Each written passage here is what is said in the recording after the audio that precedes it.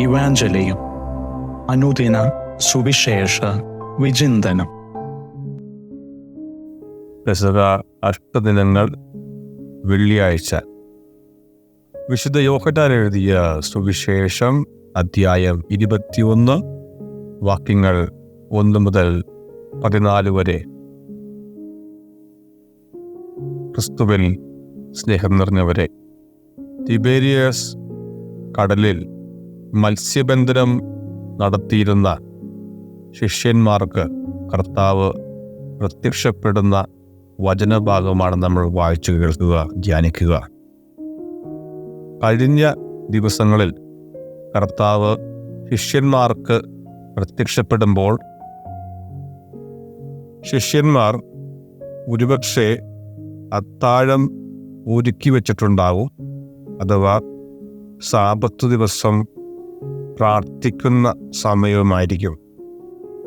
ഒരുമിച്ചുള്ള ഈ ഒത്തുചേരലും അത്താഴം ഭക്ഷിക്കുന്നതുമൊക്കെ നാം വിശുദ്ധ കുർബാനയുടെ സൂചകമായിട്ട് നാം ധ്യാനിച്ചു.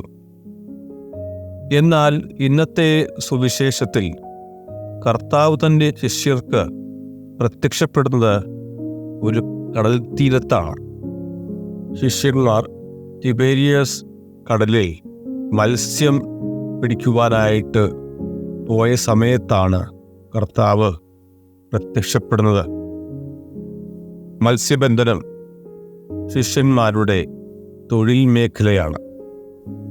ഇതിൻ്റെ അർത്ഥം വളരെ ലളിതവും കർത്താവ് തന്നെ മറ്റുള്ളവർക്ക് മനസ്സിലാക്കി കൊടുക്കുവാൻ തിരഞ്ഞെടുക്കുന്ന വഴികൾ എപ്പോഴും വ്യത്യസ്തമാണ്.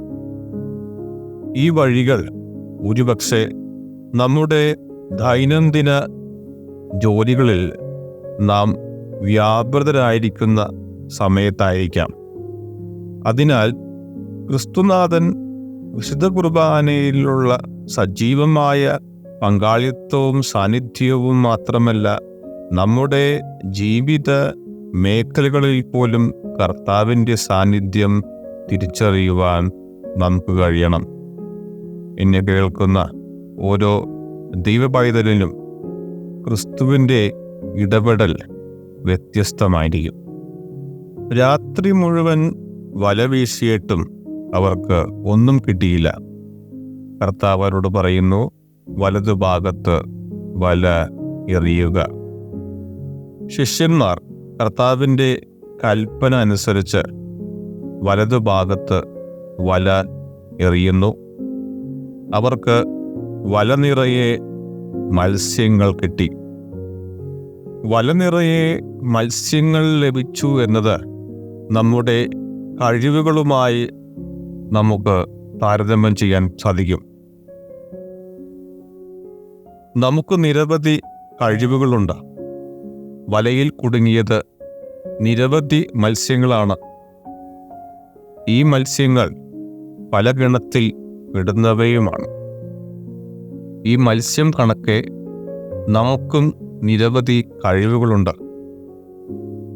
ഈ കഴിവുകൾ നാം ക്രിസ്തുവിൻ്റെ കൽപ്പന പ്രകാരം അല്ലാതെ നിർവഹിക്കുമ്പോൾ അവിടെ ഫലപ്രാപ്തി ഉണ്ടാകണമെന്നില്ല.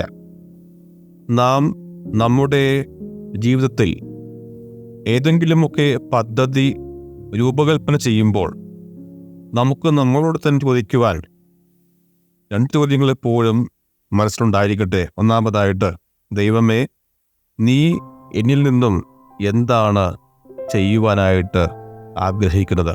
രണ്ടാമതായിട്ട്, നീ എന്നിൽ നിന്നും എന്താണ് സംസാരിക്കുവാനായിട്ട് ആഗ്രഹിക്കുന്നത്?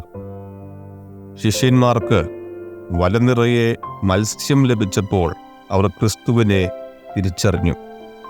നമ്മുടെ ജീവിതത്തിലും കഴിവുകൾ വന്നു നിറയുമ്പോൾ നമുക്കും പറയാനാകട്ടെ, അത് കർത്താവാണ് നൽകിയതെന്ന്. ആമേൻ.